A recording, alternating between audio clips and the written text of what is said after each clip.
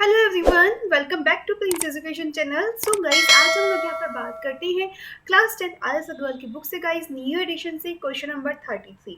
Right, सो बहुत ही easy है। Previous question I hope आप लोग सभी सॉल्व कर चुके होंगे। ये क्वेश्चन भी बहुत इंटरेस्टिंग है, एग्जाम्स में भी आता है एंड कॉम्पिटिटिव एग्जाम्स में भी जो ये आपके एक्सरसाइज है इस टाइप के क्वेश्चन आते हैं। So first of all you have to understand the concept of the given question. Right, so अगर आपने क्वेश्चन का कंसेप्ट समझ लिया देन इजिली क्वेश्चन को सॉल्व कर सकेंगे। First of all we will understand the concept. Right, if the price of a book is reduced by rupees 5, a person can buy four more books, right, for rupees 600, find the original price of the book. So guys, आपसे क्या बोला है कि आप एक बंदा है, ठीक है, वो क्या करता है, कुछ बुक्स खरीदता है 600 रुपीज में।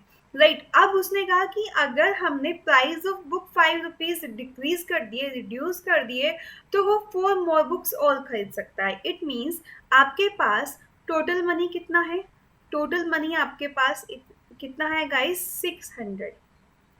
राइट, और let suppose, let original price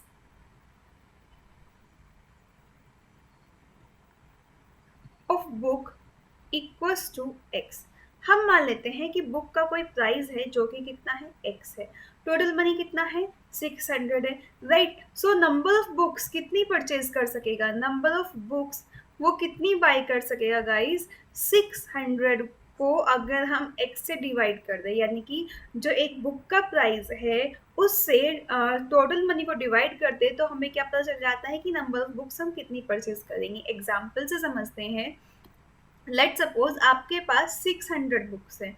right, and आपने क्या कहा है कि एक जो बुक है उसकी कॉस्ट कितनी है, 20 है। तो आप 20 रुपीज़ की कॉस्ट वाली बुक कितनी खरीद सकेंगे, 600 को 20 से डिवाइड करेंगे एंड 2 6 0, इट मीन्स आप 30 बुक्स खरीद सकते हैं। तो यहाँ से आपकी नंबर ऑफ बुक्स आ जाती हैं कितनी, 30। ये हमने एग्जाम्पल से समझा है। टोटल मनी हमारे पास कितना है, 600 है। आपने मान लिया कि जो और एक बुक है, प्राइस ऑफ वन बुक या original price of one book, price of one book आपका 20 है, तो नंबर ऑफ बुक्स कितनी बाय कर पाएंगे आप, 30 बाय कर पाएंगे। इतना कंसेप्ट क्लियर है। नाउ अब आपसे कहता है जो प्राइस है बुक का वो कितना रिड्यूस हो गया है, 5 रिड्यूस हो गया। नाउ ठीक है, now the price of book कितना हो जाएगा गाइज हमारा, x minus 5। Original price x है, ठीक है। जब हम रिड्यूस करते हैं तो प्राइस कितना हो जाता है, एक्स माइनस 5 हो जाता है। देन वो क्या कहते हैं कि वो फोर मोर बुक्स परचेज कर सकता है। इट मीन्स जो नंबर ऑफ बुक्स है ना वो इससे 4 ज़्यादा परचेज कर सकता है। तो एग्जाम्पल समझते हैं, आपको पूरा कंसेप्ट क्लियर आएगा, वीडियो एंड तक देखिएगा, ठीक है। लेट सपोज आपसे कहा है कि आपको मालूम है कि जब 20 प्राइस था तो आपने कितनी बुक्स परचेज की, 30 परचेज की। राइट, नाउ अब कहता है कि जो 5 रुपीज़ है वो हमने सब्ट्रैक्ट कर दिए इसमें से, ठीक है। जैसे ही हम 5 रुपीज़ पर बुक का हम सब्ट्रैक्ट कर देते हैं तो हमारा गाइस 16 को 50 से डिवाइड करेंगे तो कितना आ जाएगा, 600 को डिवाइड करेंगे तो कितना आ जाएगा, 40, ठीक है। 15 4 60 होता है। इट मीन्स वो आप यहाँ पर देख रहे हो, जब हमारा 5 रुपीज़ कम हो जाता है तो आप कितनी बुक परचेज कर पा रहे हो, 40 बुक्स परचेज कर पा रहे हो। इट मीन्स हम देख रहे हैं कि हमने कितनी ज़्यादा बुक्स परचेज की है, 10 बुक्स ज़्यादा परचेज कर ली। जब हमारी कॉस्ट 20 थी तो हम 30 बुक्स परचेज कर रहे थे, जब कॉस्ट 15 हुई तो हम 40 बुक्स परचेज कर रहे हैं। तो गाइज कंसेप्ट को ध्यान से समझिए। यहाँ से हमारा एक स्टेटमेंट बनेगा। राइट, तो 600 अपॉन 20, राइट, और यहाँ पर क्या है, 600 अपॉन 20 माइनस 5, ठीक है। तो जब हमारी बुक्स कॉस्ट कितनी थी, 20 थी, तो हम 30 बुक्स परचेज कर रहे थे। जब हमारी कॉस्ट कितनी हुई, 40, हमारी कॉस्ट 15 हो गई, 5 रुपीज़ हमने सब्ट्रैक्ट कर दी तो हम कितनी बुक्स परचेज कर पा रहे हैं, हम यहाँ से 40 बुक्स परचेज कर पा रहे हैं। इट मीन्स यहाँ से इन दोनों को इक्वल बनाने के लिए हम क्या करेंगे, इसमें 10 ऐड करेंगे। 10 मोर बुक हम लोग परचेज कर पा रहे हैं, देन ये इक्वेशन आपकी क्या हो जाएंगी, इक्वल हो जाएंगी जब हम यहाँ पर 10 ऐड कर देंगे। ठीक है, सो फ्रेंड्स यहाँ से स्टेटमेंट बन जाता है। ध्यान से समझना, पूरा कंसेप्ट समझेंगे देन ही आपको अच्छे से समझ आएगा। ये मैंने आपको एक एग्जांपल के वे में समझाया है, पूरा कंसेप्ट हमेशा के लिए क्लियर हो जाएगा। ठीक है, सो गाइज अब आप देखिए, आपका जो स्टार्टिंग में प्राइस था कितना था, 600 था। नंबर ऑफ बुक्स आप कितनी परचेज कर पाए थे, 600 अपॉन एक्स परचेज कर पाए थे। अब कितनी परचेज कर पाएंगे, 600 upon x minus 5 books purchase कर पाएंगे, राइट। बट आपसे क्या कहता है कि जैसे ही हमारा प्राइस क्या हो जाएगा, घट जाएगा, तो हम 4 मोर बुक्स परचेज करेंगे। यानी कि इस कंडीशन में हम 4 बुक्स ज़्यादा परचेज करेंगे। इक्वल बनानी है तो यानी कि हम यहाँ पर 4 ऐड कर देंगे तो दोनों इक्वेशन इक्वल हो जाएगी। अब आप देखिए, यही वाला स्टेटमेंट है। ठीक है, इसलिए मैंने आपको एग्जांपल से समझाया, जब आपकी प्राइस कॉस्ट ज़्यादा थी तो आप 30 बुक्स ही परचेज करते, कम बुक्स परचेज करते। जब आपकी प्राइस कॉस्ट कम हो गई तो आप ज़्यादा बुक परचेज कर पा रहे हो। बट इक्वल कंडीशन करने के लिए हमने जो हमारी जो ज़्यादा बुक, जितनी अमाउंट ऑफ बुक्स ज़्यादा परचेज हुई है उसको हमने स्टार्टिंग वाली उसमें ऐड कर दिया। तो सो गाइज वही हमने यहाँ पे किया। इसने बोला है 4 मोर बुक्स ऐड कर पा रहे हो, आप ज़्यादा परचेज कर पा रहे हो, तो हमने वो यहाँ पर ऐड किया है। सिंपल सी बात है। फिर से दूसरे कंसेप्ट समझ लीजिए, जब आप ज़्यादा, आपकी कॉस्ट ज़्यादा है तो कम बुक्स परचेज करोगे, जब आपकी कॉस्ट कम है तो ज़्यादा बुक्स परचेज करोगे। अब आपसे कहा है कि ज़्यादा बुक्स परचेज कर रहा है तो यानी कि इक्वल बनाने के लिए हमने क्या किया, कम वाली बुक में 4 ऐड कर दिया। जहाँ हम कम क्वांटिटी परचेज कर रहे थे उसमें हमने नंबर ऑफ क्वांटिटी जो हम ज़्यादा परचेज करेंगे, 4 बुक्स ज़्यादा करेंगे ना, उसको ऐड कर देंगे, देन हमारी इक्वल हो जाएगी। इतना स्टेटमेंट क्लियर है ना गाइस। अगर ये कंसेप्ट क्लियर है देन क्वेश्चन समझ आ जाएगा, इजीली एवरी स्टूडेंट सॉल्व कर सकेंगे।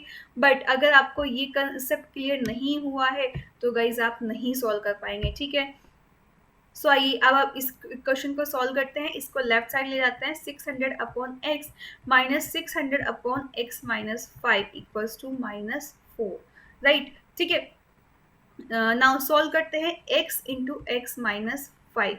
यहाँ से सॉल्व करेंगे 600x माइनस 5 6 30, यानी कि कितना हो जाएगा, 3000 हो जाएगा, माइनस 600x इक्वल्स टू -4। ये एज इट इज रहेगा। अब आप देखेंगे 600x से 600x कैंसिल हो जाएगा, ये माइनस साइन का, ये प्लस साइन का है। ठीक है, सो अब हम आगे चलते हैं, यहाँ पर क्वेश्चन को आगे सॉल्व करेंगे। लास्ट में गाइज विद स्टेटमेंट भी आपको पूरा सॉल्यूशन दिखाया जाएगा। ना यहाँ से स्टेटमेंट क्या आता है आपका, -3000 अपॉन इनको upon x into x minus 5 equals to -4। Now cross multiply, -4x into x minus 5 equals to -3000। So दोनों साइड आपके माइनस के साइन है, सबसे पहले तो माइनस का साइन कट कर दीजिए। अब आगे सॉल्व कीजिए। 4x square minus 20x square, ये लेफ्ट साइड में आएगा, -20x, सॉरी। ठीक है, तो यहाँ पे -20x हो जाएगा, -3000 इक्वल्स टू 0। अब आप देख सकते हैं दोनों में से क्या कुछ कैंसिल हो जा रहा है, जिससे हम इक्वेशन हमारी सिंपल हो जाएगा इस। सो यस, हमारा इक्वेशन सिंपल होने के लिए हम इसमें से पूरी टर्म में से 4 कॉमन ले सकते हैं। X square minus 5x minus कितना हो जाएगा, 4 6 कितना हो जाएगा, 28, 4 7 28 हो जाएगा, and 4 5 20, right. Now equals to 0। So 4 जब राइट साइड में जाएगा अपोन में जाएगा। ठीक है, यहाँ से 4 हम जब अपोन में ले जाएंगे तो 0 को किसी से भी डिवाइड करें तो 0 ही आ जाएगा, यानी कि आपकी इक्वेशन आ जाएगी x square minus 5x minus 750 equals to 0। Clear. So guys last में विद स्टेटमेंट भी हम यहाँ से क्वेश्चन समझेंगे। नाउ 750 के फैक्टर कीजिए।